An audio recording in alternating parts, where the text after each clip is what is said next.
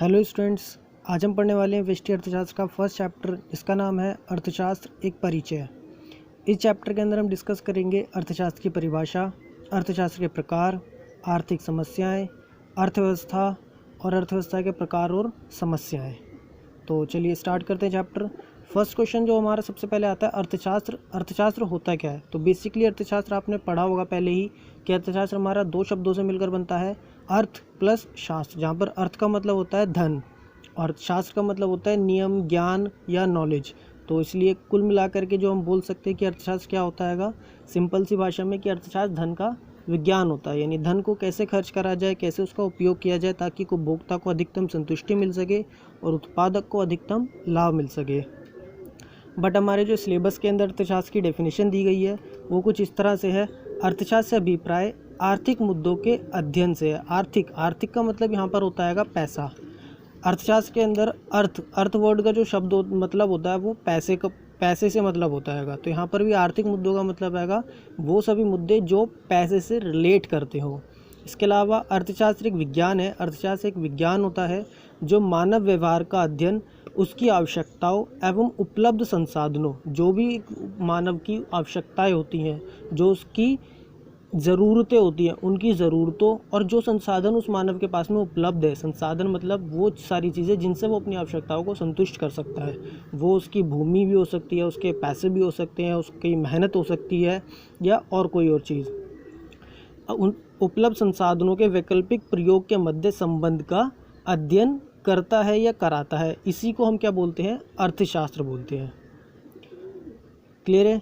तो उसके बाद हम आगे बढ़ते हैं। आर्थिक समस्या से क्या अभिप्राय होता है। आर्थिक समस्या, तो आर्थिक समस्याएं ये भी हमारी पैसे से रिलेटेड ही होती हैंगी। आर्थिक समस्या बेसिकली हमारी होती है चुनने की समस्या या चयन की समस्या, जो कब उत्पन्न होती हैगी, जब हमारे पास में कुछ ऑप्शंस आने लग जाते हैं। जैसे कभी अगर एक एग्जांपल से समझते हैं, फॉर एग्जांपल आप कभी शॉपिंग करने के लिए गए, आपको जीन्स लेनी है और आपको 5 जीन्स पसंद आ गई एक दुकान पर। अब आपके पास में पैसे इतने नहीं कि आप वो पाँचों खरीद सकते हैं, पाँचों परचेज़ कर सकते, तो क्या करना पड़ेगा, आपको उसमें से एक चीज़ चुननी पड़ेगी। इसी को बोलते हैं चुनने की समस्या। तो अर्थव्यवस्था के अंदर भी हमें बहुत सारी चीज़ों का चयन करना पड़ता है, चुनना पड़ता है, जिसे हम आर्थिक समस्या कहते हैं। तो इसको चैप्टर के हिसाब से रीड करते हैंगे। आर्थिक समस्या चयन की समस्या है जो निम्नलिखित 2 कारणों से उत्पन्न होती है। पहली, आवश्यकताओं की तुलना में संसाधन दुर्लभ है। दुर्लभ का मतलब क्या होता है, हमारे जो संसाधन होते हैं, जो भी हमारे पास में संसाधन अवेलेबल है अर्थव्यवस्था के अंदर, वो एक मानव की आवश्यकता की तुलना में हमेशा कम होते हैं।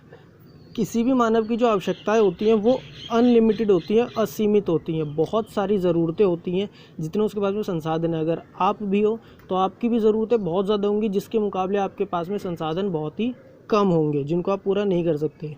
दूसरी, संसाधनों के वैकल्पिक उपयोग होते हैं या प्रयोग होते हैं। एक अर्थव्यवस्था के अंदर जितने भी संसाधन होते हैं उनके एक से ज़्यादा प्रयोग होते हैं। फॉर एग्ज़ाम्पल के लिए, जैसे आपके पास में अगर पैसा है, आपके पास में धन है, 1000 रुपये पड़े हैं, तो आप उस 1000 रुपये को अलग अलग तरीके से इस्तेमाल कर सकते हो। आप उसको किसी को उधार दे सकते हो, आप उससे कपड़े खरीद सकते हो, आप उससे अपने दोस्तों के साथ जाके पार्टी कर सकते हो या और भी कोई काम कर सकते हो। तो ये होते हैं हमारे वैकल्पिक प्रयोग। हर एक संसाधन के एक से ज़्यादा प्रयोग होते हैं। तो ये समस्या तभी उत्पन्न होती है जब हमारे पास में संसाधन दुर्लभ हो और हमारे संसाधनों के वैकल्पिक उपयोग हो। क्लियर है। अब हम इसके आगे पढ़ते हैं अर्थशास्त्र के प्रकार। तो अर्थशास्त्र जो होता है वो हमारा 2 प्रकार का होता है। पहला होता है व्यष्टि अर्थशास्त्र, दूसरा होता है हमारा समष्टि अर्थशास्त्र। व्यष्टि का मतलब होता है, इंग्लिश में इसको बोलते हैं माइक्रो, और इसका मतलब होता है सूक्ष्म या छोटा। और समष्टि का मतलब होता है विस्तृत, इंग्लिश में इसको मैक्रो बोला जाता है। तो जैसे हमें नाम से पता लगता है, व्यष्टि अर्थशास्त्र मतलब क्या होता है, इसका छोटा या एक सूक्ष्म अर्थशास्त्र। तो इसकी डेफिनेशन भी कुछ इसी तरह से हैगी। अर्थशास्त्र की वह शाखा जिसमें व्यक्तिगत इकाइयों का अध्ययन किया जाता है। व्यक्तिगत इकाई का मतलब होता है छोटी इकाइयों का। एक अर्थव्यवस्था की जो सबसे छोटी इकाई होती है उसको व्यक्तिगत इकाई बोला जाता है। तो किसी भी अर्थव्यवस्था की सबसे छोटी से छोटी इकाई का अध्ययन जब जहाँ पर करते हैं उसी को हम व्यष्टि अर्थशास्त्र कहते हैं। इसने एग्जाम्पल भी दे रखे हैं, जैसे एक परिवार या एक फर्म, एक उपभोक्ता, एक उत्पादक, इसके कुछ और एग्जाम्पल लेंगे जो इसके अंदर नहीं लिखे होंगे। तो जब हम किसी भी अर्थशास्त्र का अध्ययन एक उपभोक्ता के ऊपर, एक उत्पादक पर या किसी परिवार पर, एक व्यक्ति पर अध्ययन करते हैं तो उसे हम व्यष्टि अर्थशास्त्र कहते हैं। आगे बढ़ते हैं। जैसे हमारा नेक्स्ट रहेगा समष्टि अर्थशास्त्र से क्या अभिप्राय है। तो समष्टि अर्थशास्त्र का मतलब होता है जब हम विस्तृत तौर पर, जब हम एक बड़े लेवल पर अर्थशास्त्र को पढ़ते हैं, यानी अर्थशास्त्र की वह शाखा जिसके अंदर संपूर्ण अर्थव्यवस्था का अध्ययन किया जाता है, समष्टि अर्थशास्त्र कहलाती है। जैसे सकल घरेलू उत्पाद या राष्ट्रीय आय, बेरोजगारी का स्तर, ये कुछ इसके एग्जाम्पल लेंगे जहाँ पर जो हम समष्टि अर्थशास्त्र के अध्ययन अंदर पढ़ते हैं। तो अब आगे बढ़ते हैं स्टूडेंट्स।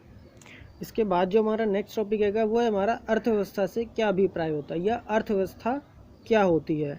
तो अर्थव्यवस्था का मतलब होता है एक ऐसा सिस्टम बनाना, एक ऐसी व्यवस्था बनाना जिसके अंतर्गत उस अर्थव्यवस्था में रहने वाले लोग, जो भी व्यक्ति, जो भी मानव उसके अंदर रहते हैं, जो वो अपनी आजीविका को कमा सकें और उसको वहीं पर खर्च कर सकें।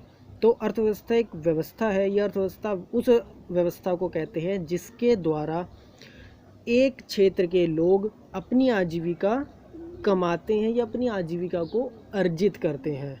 इसी को हम क्या बोलते हैं, अर्थव्यवस्था बोला जाता है। अर्थव्यवस्था के दो मुख्य तत्व होते हैं, दो मूल तत्व होते हैं। पहला क्या होता है, लोगों द्वारा की गई आर्थिक क्रियाओं की प्रकृति, मतलब जो भी लोग उसके अंदर कार्य कर रहे हैं उसकी, उनकी क्रियाओं की प्रकृति कैसी है, वो किस तरह का काम कर रहे हैं। दूसरा क्या होता है, लोगों द्वारा की गई आर्थिक क्रियाओं का स्तर, वो किस स्तर पर कार्य कर रहे हैं, जो भी वो आर्थिक क्रियाएं कर रहे हैं। एक चीज़ यहाँ पर ध्यान देने वाली है कि अर्थव्यवस्था के अंदर सिर्फ और सिर्फ हम आर्थिक क्रियाओं को इंक्लूड करते हैं, अनार्थिक क्रियाओं को इंक्लूड नहीं करा जाता। आर्थिक क्रिया जैसे पहले मैं बता चुका हूँ, आर्थिक का मतलब धन होता है। तो आर्थिक क्रियाएँ वे क्रियाएँ होती हैं जो हमारी पैसे से रिलेट करती हैं, यानी कि, और अनार्थिक क्रिया क्या होती हैं जिसमें पैसा इन्वॉल्व नहीं होता। एक एग्जांपल से समझते हैं आर्थिक क्रिया और अनार्थिक क्रियाओं के लिए। फॉर एग्जांपल, आप रोड के साइड में खड़े हैं, आपसे किसी ने बोला कि बेटा मुझे रोड क्रॉस करवा दो, और आपने उनका हाथ पकड़ के रोड क्रॉस करवा दिया। ये आपकी अनार्थिक क्रिया है, क्योंकि आप जस्ट उनकी हेल्प कर रहे हो, आप इसके लिए कोई भी पैसे चार्ज नहीं करते। तो ये अनार्थिक क्रियाओं के अंदर आता है। इसका अर्थव्यवस्था से, अर्थशास्त्र से कोई मतलब नहीं होता। बट अगर आप पैसे लेकर के रोड क्रॉस करवाते हो, आपने बोला भाई 5 रुपये दो, रोड क्रॉस करो, तो वो आपकी एक आर्थिक क्रिया है, क्योंकि वहाँ पर आपका लाभ इंक्लूड होता है, उसके अंदर आपका एक अलग बेनिफिट आएगा वहाँ पर रोड क्रॉस करवाने में। आप उसकी हेल्प नहीं कर रहे हो, आप बिजनेस कर रहे हो। तो ये हमारी आर्थिक क्रिया होती हैं। तो आई होप समझ गए होंगे आप सब की आर्थिक क्रिया वे क्रिया होती है जहाँ पर हमारा प्रॉफिट इंक्लूड होता है। क्लियर है भाई?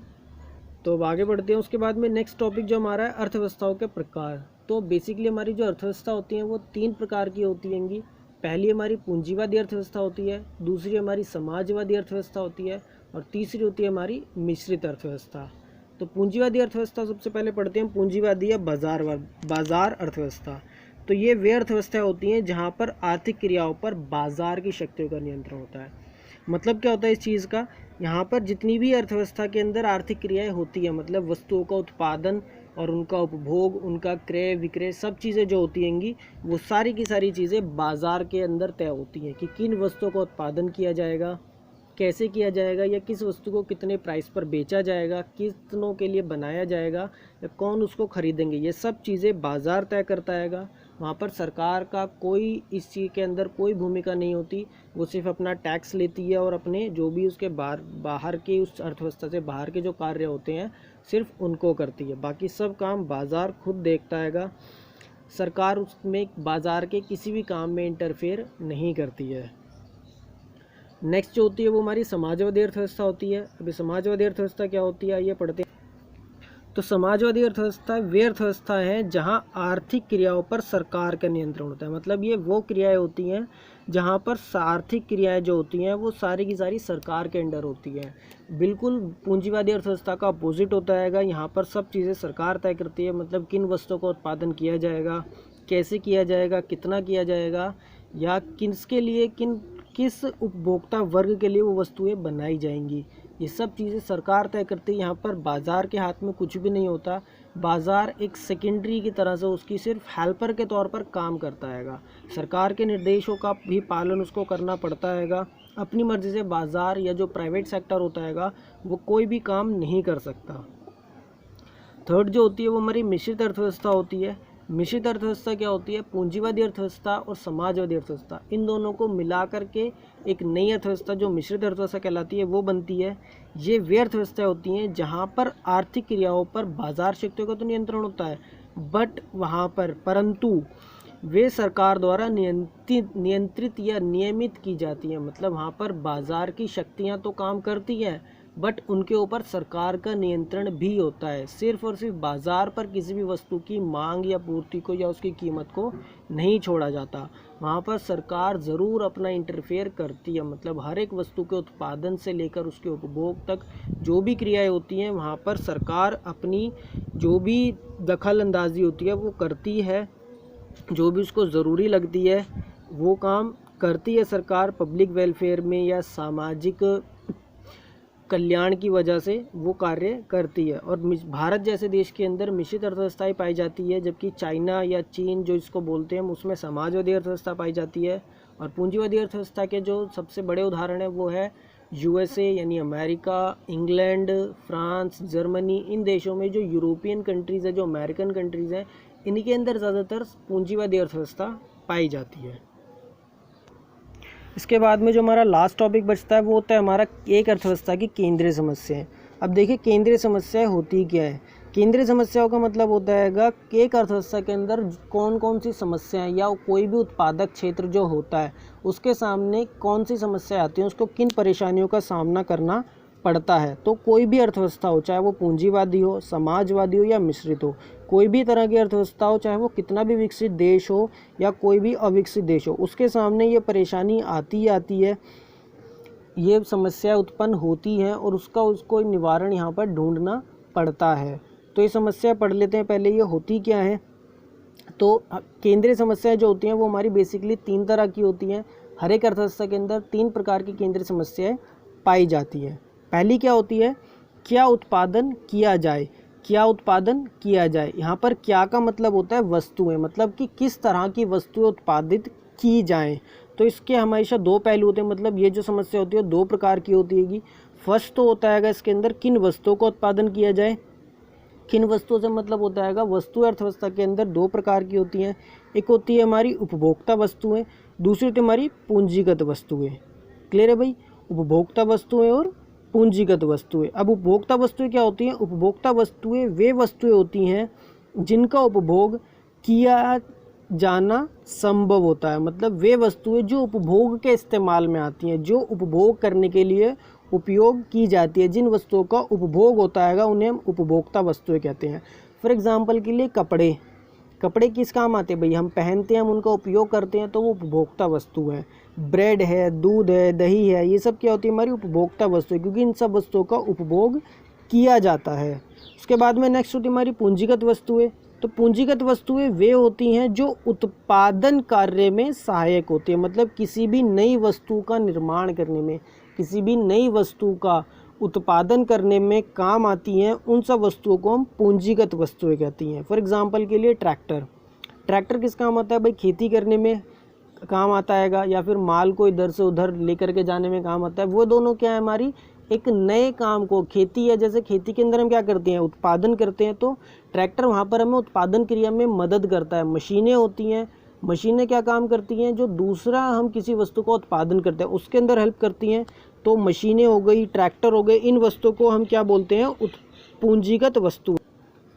इसके बाद जो नेक्स्ट है वो है हमारा इसी का क्या उत्पादन किया जाएगा। सेकेंड पॉइंट वो होता है किस मात्रा में वस्तुओं का उत्पादन किया जाए। अब देखो अर्थव्यवस्था, कोई भी अर्थव्यवस्था वो सिर्फ उपभोक्ता वस्तुओं से नहीं चल सकती और ना ही वो सिर्फ पूंजीगत वस्तुओं से चल सकती है।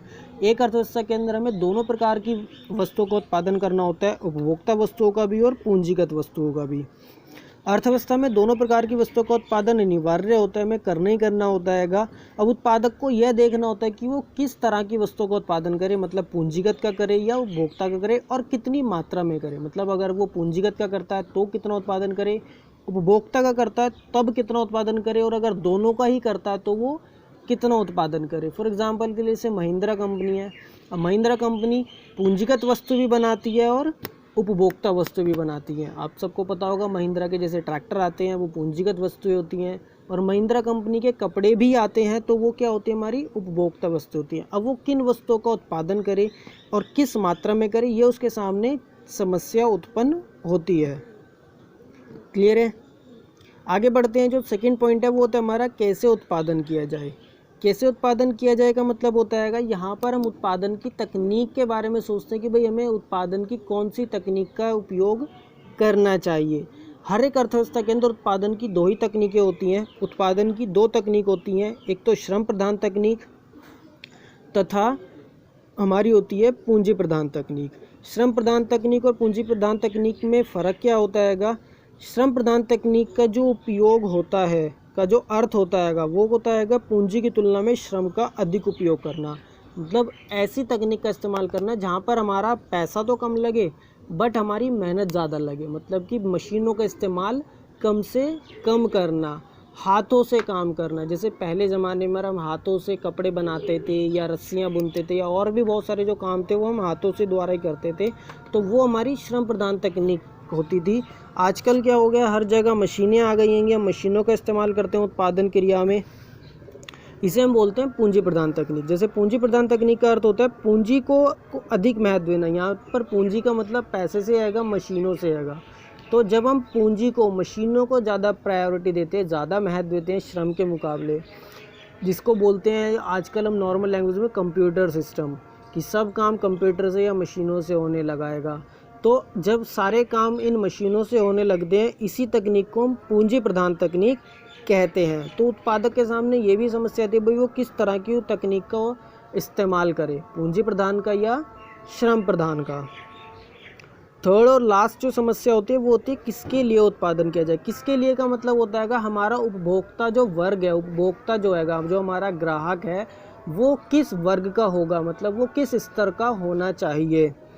तो हर एक अर्थव्यवस्था में दो प्रकार के या दो वर्गों के उपभोक्ता पाए जाते हैं। पहले होते हैं हमारे धनी वर्ग, दूसरे होते हैं हमारे निर्धन वर्ग। अब उपभोक्ता को ये निर्णय लेना होता है कि वो धनी वर्ग के लिए उत्पादन करे या निर्धन वर्ग के लिए उत्पादन करे। आप सबको पता ही होगा धनी वर्ग और निर्धन वर्ग क्या होता है, समझाने की ज़रूरत नहीं है, क्योंकि एक उत्पादक जो होता है वो दोनों वर्ग के लिए उत्पादन नहीं कर सकता। कोई भी उत्पादक हो वो दोनों वर्गों के लिए उत्पादन नहीं कर सकता, या तो वो धनी वर्ग के लिए उत्पादन कर पाएगा या फिर निर्धन के लिए कर पाएगा। तो उत्पादक को ये निर्णय करना होता है कि वह समाज के किस वर्ग के लिए उत्पादन करे, क्योंकि संसाधन सीमित होने के कारण सभी वर्गों के लिए उत्पादन जो होता है वो संभव नहीं होता। तो आज की वीडियो में बस इतना ही है। आई होप आप सबको पसंद आई होगी।